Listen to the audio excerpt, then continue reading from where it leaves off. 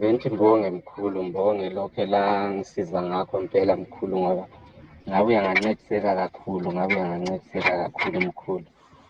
Ngabuya ngabuyela kumkhulu uNembethe ngale, ngabuyela kumkhulu uNembethe ngathola ukuthi hhayi selihambile mkhulu. Kodwa-ke hhayi laphana elangisebenzela khona mkhulu, ngabuya nami ngajabula sibili, ngajabula ngoba kungakabi kuningi impela. Kodwa-ke hhayi ukudla endlini impela kulamalanga kuyadliwa lami, ngiyakhona ukuthi ngikhokhe amarenti wona lawa mkhulu. Le ngane eyodwa ngikwazile ukuyibisela esikolweni, ngikwazile ukuyibisela kwasale eyi-1 mkhulu. Kodwa ngithi mbonge kakhulu mkhulu usizo lwena elanikeza lona mkhulu, ngoba lami sengikwazi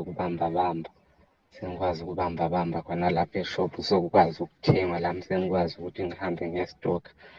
Kodwa ngilesikhalazo futhi lapha mkhulu, ngoba nje ngangitshilo nje ngifika lapho ukuthi ngoba ngingumuntu onje mkhulu wesintu, ngidinga lami ukuthi ngiqine lami ngibe lezikhali eziyeneleyo, ngoba lami ngile shophu futhi lapha ngidayisa. Ngiyakudinga mkhulu ukuthi ngikwazi ukuthi ngoba la bantu ngiyabanikeza izikoloto, ngiyenzani bakwazi ukuphindisela imali zami kanjalo nje. Kodwa lami inkinga ekhona kakhulu mkhulu, la manje angikwazi ukuhlangana la madlozi, angikwazi ukuphupha kahle mkhulu, akuphupheki nje, kuthule mkhulu emaphupheni, akulanto ehamba kahle mkhulu. Manje ngibe ngisadinga ukuthi ngincediswe kakhulu esimeni samaphupho mkhulu, lokuthi ngiqine impela edlozini kakhulu lami, ngibe nazo izikhali ezingakwazi ukungincedisa nami ngingabi ngilokhu ngigijima lapha nalapha mkhulu. Lami ngikwazi ukuthi ngibe lento engizokwazi ukuthi ngibonise lapha kule nkinga mkhulu, kule nkinga ekhona le shophu, ngoba angizange ngayithaka, angiyenzanga lutho mkhulu nje, ayenzanga lutho, loba ngidayisela endleleni nje. Kodwa hhayi lokhu elanikeza khona okokuqala mkhulu, impela kwangijabulisa ukuthi ngizohlala ngilokhu embonga mkhulu. Kodwa-ke sengishoda khonapha mkhulu emaphupheni lasedlozini mkhulu, ngasedlozini ngiyacela engazathi linganginikeza,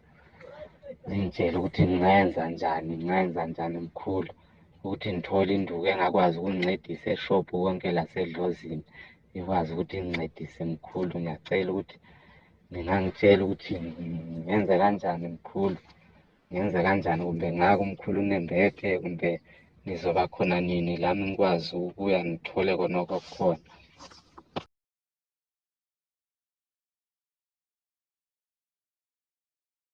Hayi bo, webontaba kayikhonjwa msana ukuhleka inxeba lendoda.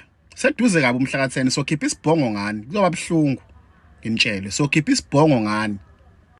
Asithi sikhala ngebhola amabhakabhaka sibuyele eceleni kwi-reality. Mfethu if usolwe ngazuthi uvalekile mfethu ezimalini, uyabona ukuthi hayi ngeke imali iphuma ngala ishone ngala, and unebhizinisi mhlambe uyabona ukuthi ngathi khona umuntu okuvalile izinto zakhe azenzeki kahle, uyazama ukubudgexa but akuhleleki kahle. So ubaba uDubeke inyanga enkulu ethembekile yasemgababa uthi nje kuyena sondele eduze kwakhe akusize ngalo lolu phondo likwazi ukuthi uligaxe emqaleni, olokusiza sekuthenini mhlawumbe mawukuthi uvalekile ezintweni njengalezo ezithinta inhlanhla nemali, ukwazi ukuthi usizakale. Ubaba uDubeke uyatholakala emgababa ngasemfezi tavern, kanti ungamthinta ngoba uyadeliver kaPep.